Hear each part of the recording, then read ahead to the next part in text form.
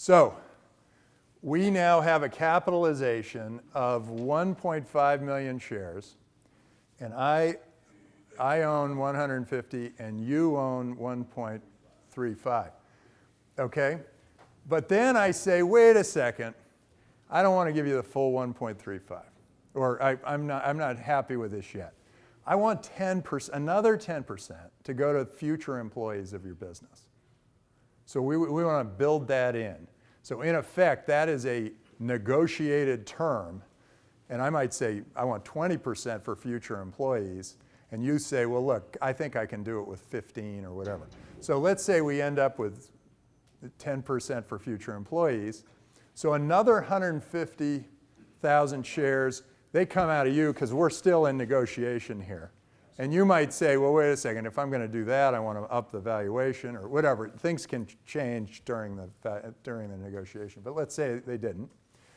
And then you are now at 1.2 million shares. 150,000 are now mine, and 150,000 go to future employees. Those have been allocated, but they have not been issued to any of the employees. And they will come in a certain form. You'll see what we do with employees, which is sometimes quite different from founders and sometimes exactly the same. So it's a certain amount of preferred stock, and then we just say what's the grand total, and then how much buys how much of the company. That's easy. Okay, this is what happens with your shares, and the employee shares may be different. So we sit there and we say, okay, well, wait a second. You got to work on this thing for a while we're going to have you earn these shares over time. You get them. If you sell the business, you get them. Go ahead. Well, wait a second. No, that isn't true either. There's a program for that. So what happens here is the common stock vests 25% at the end of the first year of full-time employment and at the rate of 1/48 per month thereafter. So you are getting your shares. You have them. They're there. You just have to keep working for the company in order to keep them, in order to get them to vest. Vest is the term there. For 4 years, you get a quarter of them, so you were at 1.2, right? So you'll get 300,000 of them on the end of the first year. Now, if you've already been working at the company for 3 years, you might say, well, look, you got to vest half of it now. But if you've just started and it's raw startup, this is probably fair that you earn your shares over time, because as an investor, if you leave, I'm going, well, what am I supposed to do? He's not working there anymore, and he's left, and I have no shares left to give anybody, and it's actually probably in your interest to have some shares available for somebody else to come in and take them. After a time, some of this, it's interesting, all of it can be renegotiated. That people have figured out ways to renegotiate it if things aren't going the way everybody had planned them. So you can get...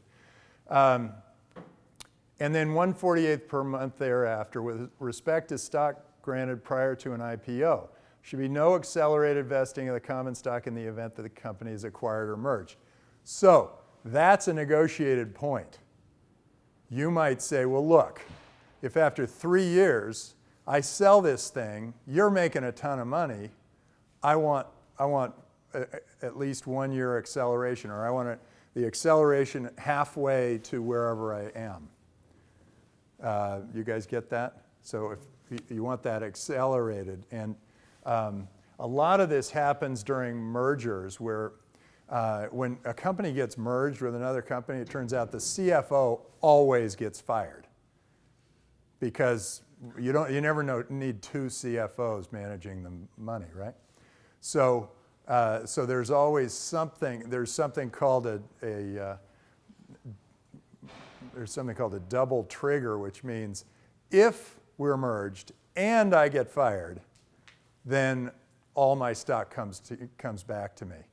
Or if we're merged and I get fired, I get at least half of the remaining stock vested back to me. Okay? So what if you didn't get it all? Then when would you get it? Just over time? If you weren't even working for the company anymore? No, you just lose the rest. Lose it. Yeah, yeah, because you're no longer working with the company. So that's why they have that double trigger for people who are going to get fired. It goes into the treasury of the company. It isn't an individual, the company. So the rest of the stock is undiluted. So that looks unfair. If you're a super person and was able to sell your business the first year, you get only 25% of your share. right. So this is something to negotiate. You say, well, wait a second. If I'm super and I've made all this money, now you can negotiate that going in, and you can also negotiate it going out. Sometimes. Generally, it leaves a bad taste in their mouth if you negotiate it going out, but it can actually happen, particularly if you're in a position of power. Sometimes you're not. Sometimes you're selling the company, but you are not in a position of strength when you're selling the company. So it's good to nail this stuff down at the beginning.